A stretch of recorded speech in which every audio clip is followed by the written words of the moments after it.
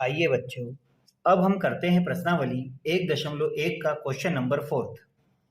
Question number 4 है आपका, Euclid विभाजन प्रमेय का प्रयोग करके दर्शाइए कि धनात्मक पूर्णांक का वर्ग किसी पूर्णांक m के लिए 3m या 3m प्लस 1 के रूप का होगा। तो यहाँ पर इन्होंने हमको दिया हुआ है कि किसी धनात्मक पूर्णांक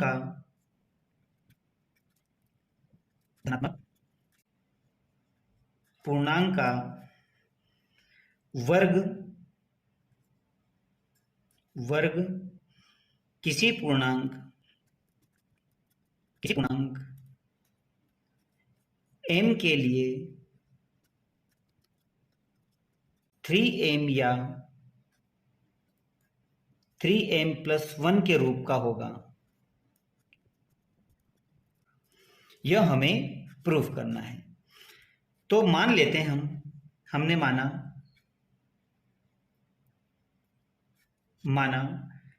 a एक धनात्मक पूर्णांक है। a अगर धनात्मक पूर्णांक है तो मेरा b क्या होगा? मेरा b 3 के बराबर होगा। क्यों? क्योंकि ये 3m है। अगर ये 3 के बराबर होगा तो यूक्लिड विभाजन प्रमेय का से यह मेरा मान होता है, यूक्लिड विभाजन प्रमेय का है मेरी a बराबर बी क्यू प्लस आर। तो मेरा यहाँ पर r क्या होगा? अगर मेरे पास में b3 है तो मैं 3 से अगर डिवाइड करता हूँ, 3 से मैं डिवाइड करता हूँ a को, तो मुझे q मिलता है और रिमाइंडर में r। तो मेरे r के संभावित मान क्या होंगे? 3 से छोटे, या तो 0 होगा, 1 होगा, 2 होगा। तो इस तरह से संभावित मान होंगे 3q, और r की जगह अगर मैं 0 रखता हूं तो 3q ही रहेगा। दूसरा मान होगा 3q प्लस 1, अगर मैं r की जगह 1 रखता हूं, और 3q प्लस 2 के रूप का होगा। अब मेरा क्वेश्चन यह कहता है कि यदि किसी धनात्मक वर्ग अगर मैं इसका वर्ग करता हूं तो 3m और इनका वर्ग 3m प्लस 1 के रूप का होना चाहिए। तो पहली अवस्था देखें। पहली अवस्था क्या है आपके पास में? तो पहली अवस्था है आपके पास में 3q। तो a बराबर आपके पास क्या होगा? 3q के बराबर। अब इन दोनों का वर्ग करने पर, मेरे पास हो जाएगा a का वर्ग बराबर 3q का होल स्क्वायर। अब मैं अगर 3 के फैक्टर करता हूं तो मेरे पास आता है 3 मल्टीप्लाई 3q का स्क्वायर। अब मैं यहां मान लेता हूं कि जहां m बराबर मैं मान लेता हूं 3q के बराबर, तो जहां पर भी मेरा 3q स्क्वायर आएगा वह किसके बराबर हो जाएगा? m के बराबर। तो ये 3q किसके बराबर हो गया? m के बराबर। तो मैं लिख सकता हूं 3m, जो मेरे पहले मान को संतुष्ट करता है। अब दूसरी अवस्था देखें। दूसरी अवस्था मेरे पास में है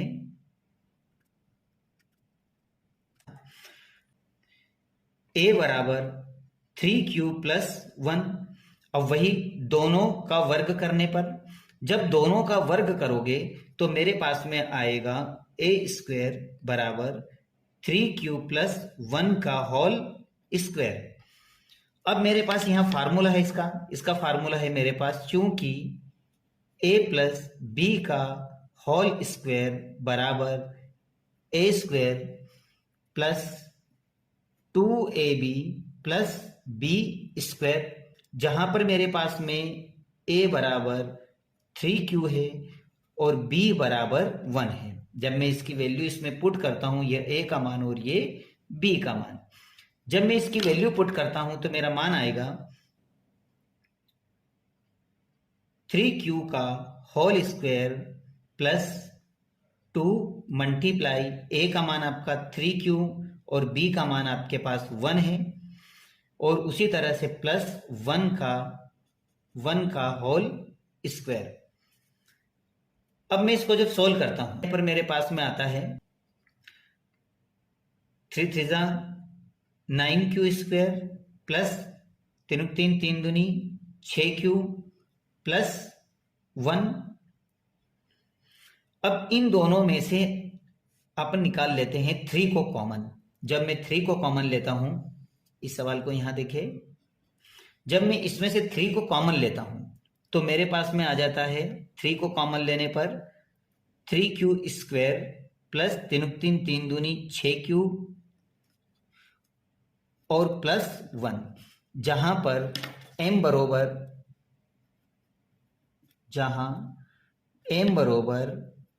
3q² प्लस 2q के बराबर होगा। तो यह मान किसके बराबर हो गया? m के बराबर। तो मैं लिख सकता हूं मेरा अगला मान जो 3q प्लस 1 के रूप का होगा। तो मैं यहां पर देखता हूं कि मेरी पहली अवस्था में पहला मान मेरा आ जाता है और दूसरी अवस्था से मेरा दूसरा मान आ जाता है। तो मैं इससे कह सकता हूं कि अतः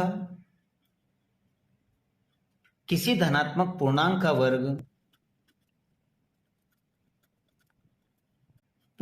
वर्ग 3m या 3m प्लस 1 के रूप का होगा। तो यह आपका आंसर है। आइए प्यारे बच्चों, अब हम करते हैं प्रश्नावली 1.1 का क्वेश्चन नंबर 5। बच्चों क्वेश्चन नंबर 5 में इन्होंने मुझे कहा है कि यूक्लिड विभाजन प्रमेयिका का प्रयोग करके दर्शाइए कि किसी धनात्मक पूर्णांक का घन 9m प्लस 1 या 9m प्लस 8 के रूप का होता है। बच्चों इसके पहले जो हमने सवाल किया था उसमें धनात्मक पूर्णांक का वर्ग कहा था। इस क्वेश्चन में इन्होंने कहा है कि किसी धनात्मक पूर्णांक का घन, तो जिस तरह से वर्ग में हमने स्क्वायर किया था तो यहां हम घन में इसे घन कर देंगे और हम इसे 9m प्लस 1 या 9m प्लस 8 के रूप में करके बताएंगे। तो बच्चों मैं मान लेता हूं कि माना a एक धनात्मक पूर्णांक है। a एक धनात्मक पूर्णांक है, तब बच्चों आपका b क्या हो जाएगा? तो b का मान आपके पास में होगा 9। क्योंकि यह मुझे बोल रहा है कि यह हमारा 9m या 9m प्लस 1 या 9m प्लस 8 के रूप का होगा। तो इस तरह से अगर ये 9m दे रहा है तो मेरा b का मान 9 हो जाएगा। अगर b का मान 9 हो गया है तो बच्चों मेरा रिमाइंडर क्या होगा? तो यूक्लिड विभाजन प्रमेय के आधार पर अगर मैं 9 से भाग लगाता हूं a को तो मेरे पास में q मिलता है और रिमाइंडर मिलता है। तो इस तरह से मेरे रिमाइंडर में अगर 9 से भाग लगाता हूं तो रिमाइंडर के संभावित मान मेरे तो 0 होगा, 1 होगा, 2 होगा, 3 होगा और डैश डैश डैश या तो 8 होगा, मतलब 9 से सारे मान छोटे होंगे। तो इस तरह से मेरे पास में a के संभावित मान भी मैं निकाल सकता हूं। तो मैं लिख सकता हूं a के संभव मान। तो a के संभव मान मेरे पास में 9q, क्योंकि यूक्लिड विभाजन प्रमेय का से 9q होगा। अगर मैं r का मान 1 रखता हूं तो मेरा अगला मान आ जाता है 9q प्लस 1 के रूप का होगा, और अगर मैं 2 रखता हूं तो मेरा अगला मान 9q प्लस 2 के रूप का होगा और डैश डैश डैश। अगर मैं 8 रखता हूं तो इसी तरह बीच के अंक भी आ जाएंगे, तो ये हो जाएगा 9q प्लस 8 के रूप का होगा। अब बच्चों जैसे इन्होंने क्वेश्चन में कहा है कि किसी धनात्मक पूर्णांक का घन, तो इसका मतलब यह है कि मैं इन दोनों का जब घन करता हूं और इसको सॉल्व करता हूं तो मेरा उत्तर 9m या 9m प्लस 1 या 9m प्लस 8 के रूप का होना चाहिए। तो यह पहली अवस्था में ले लेता हूं। तो बच्चों पहली अवस्था मेरे पास में क्या आ रही है? मेरे पास बराबर 9q। अब मैं इन दोनों पक्षों का घन कर लेता हूं, जिस तरह से हमने इसके पिछले सवाल में वर्ग किया था। तो इन दोनों पक्षों का जब मैं घन करूंगा तो मेरे पास में आ जाएगा a की घात 3 बराबर 9q की घात 3। अब मैं 9q को 3 बार लिख लेता हूं, तो 9 मल्टीप्लाई 9 q की घात 3। अब मुझे पहला मान निकालना है 9m, तो 9m के लिए मैं 9 को निकाल लेता हूं बाहर और शेष रह जाएगा 90 81 q की घात 3, जहां 81 बराबर में किसके बराबर मान लेता हूं, m के बराबर। तो इसका मतलब है कि ये m में कन्वर्ट हो जाएगा, तो ये हो जाएगा मेरा 9m। तो बच्चों ये तो मेरा पहला मान आ गया। अब मैं ले लेता हूं दूसरी अवस्था। तो बच्चों दूसरी अवस्था आपके पास क्या है, दूसरी अवस्था आपके पास में है a बराबर 9q+1।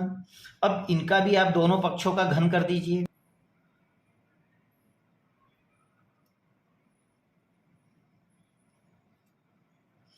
अब यहां पर हमारे पास में एक फार्मूला बन रहा है, तो ये फार्मूला मैं लिख देता हूं। चूंकि a प्लस बी की घात 3 बराबर होता है a की घात 3 प्लस b की घात 3 प्लस 3ab और ब्रैकेट में a प्लस b, जहां पर हम बोल सकते हैं कि a बराबर मेरे पास 9q है और b बराबर मेरे पास 1 है। तो इसमें मैं a b का मान रखकर इसको पूरे फार्मूले में जमा लेता हूं।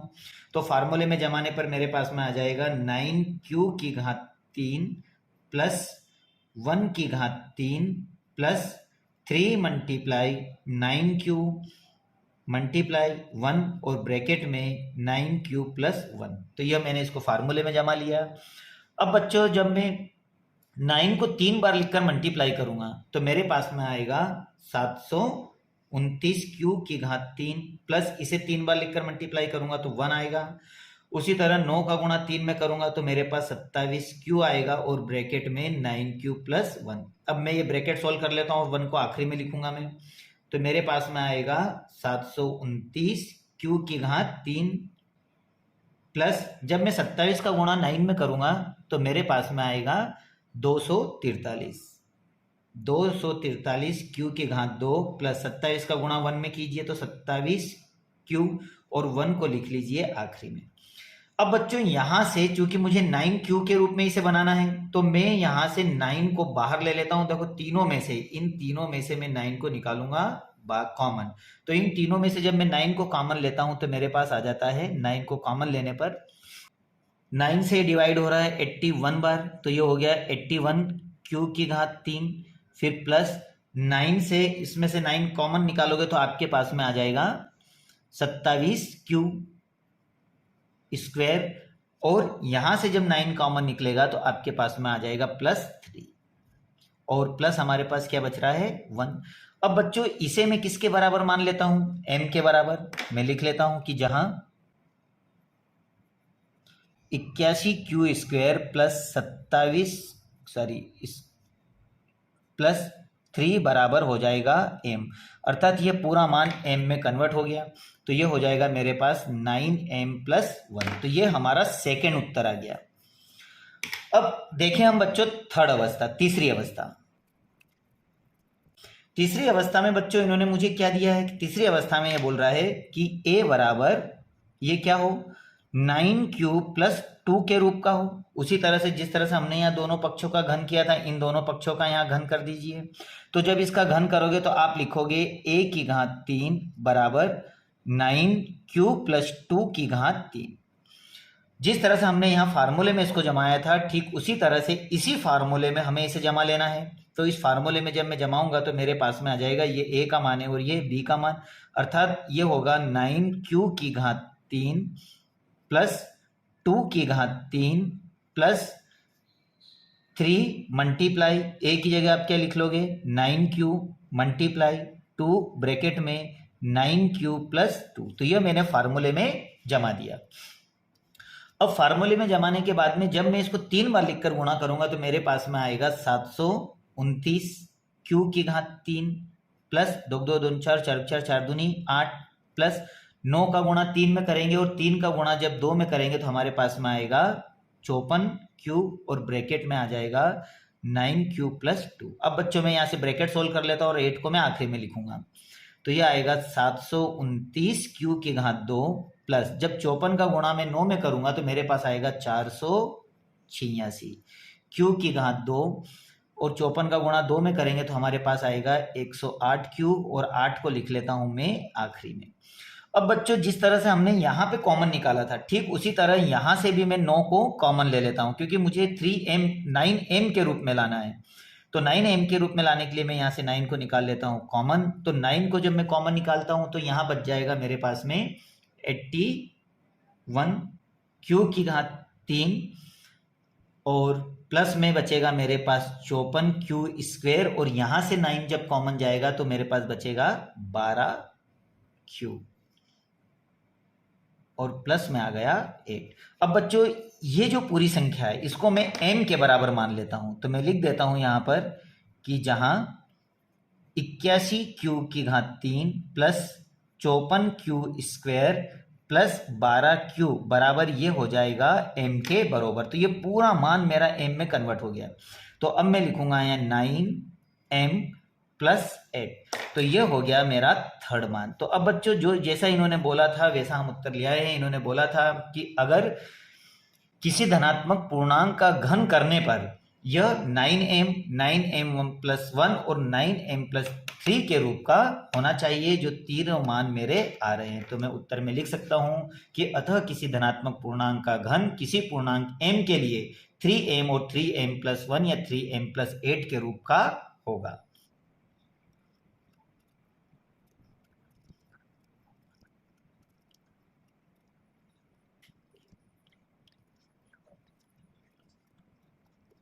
और यही आपका आंसर है। बच्चों इस सवाल को अच्छी तरह से कर ले।